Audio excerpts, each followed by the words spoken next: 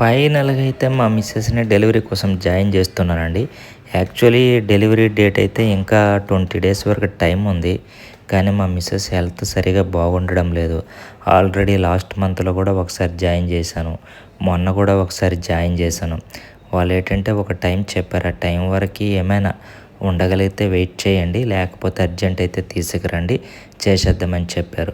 మళ్ళా ఆ టైం కంటే ముందు వచ్చేస్తే మళ్ళా బేబీని ఎక్కడ హెల్త్ ఇష్యూస్ వస్తాయోమని ఇంకా ఏమైనా ట్రీట్మెంట్ చేయాల్సి ఉంటుందనేసి సరే ఒక టైం ఇచ్చారు కదా, డెలివరీ డేట్ కాకపోయినా ఒక టైం ఇచ్చారు కదా, ఆ డేట్ వరకు మెయింటైన్ చేద్దామని తను అలాగా లాక్కొని వస్తుంది. నిజంగా తనకి చాలా ఇబ్బందిగా కూడా ఉంది. అయినా సరే బాధని కొంచెం కొంచెం భరిస్తూ అలాగా రోజులు లెక్క పెడుతూ ముందుకు అలాగా వస్తుందండి. ఫైనల్గా స్కానింగ్లో వచ్చిన డెలివరీ డేట్ కంటే ఒక 20 డేస్ బిఫోరే మేమైతే డెలివరీ చేయించేస్తున్నాము. ఎందుకంటే తనకి అప్పుడప్పుడు రోజులో కొన్నిసార్లు పెయిన్స్ అనేవి వచ్చేస్తున్నాయి. అలాగ భరిస్తూ భరిస్తూ ఉంటుంది.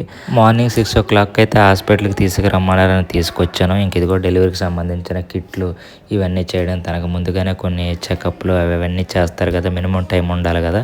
వాళ్ళు ఎప్పుడో 10కో 11కో ఎప్పుడో చేస్తామన్నారు. బట్ 6 గంటలకే తీసుకురమ్మన్నారు. తీసుకొచ్చేసాం. మా ఆవిడ పుట్టబోయే వాళ్ళ గురించి ఏవో కొనమంటుంది. ఒకసారి ఏనండి ఏం కొనమంటుందో.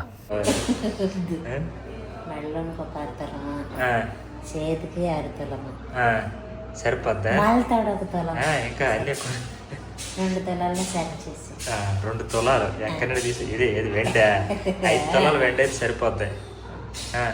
గోల్డ్ కావాలి, గోల్డ్ వెండి కొందాంలా 5 తులాలు. వెండి మొలతాడు, వెండి చేతులకి, వెండి కాళ్ళకి, వెండి మెడలోకి 5 కాదు 10 తులాలు కొందాం. గోల్డ్ అంటే గోల్డ్ తులం ఎంత ఉందో తెలుసు కదా. నాకు ఎంత ఉందో నాకు సంబంధం లేదు. ఏ సంబంధం లేదు. అలాగే ఎక్కడ తీసుకురమ్మంట. సరే నీ దగ్గర ఇది ఉంగరం ఉంది, నీ మెడలో ఏమైనా ఉన్నాయి కదా, వీటిని కరిగించేసి చేసేద్దాం.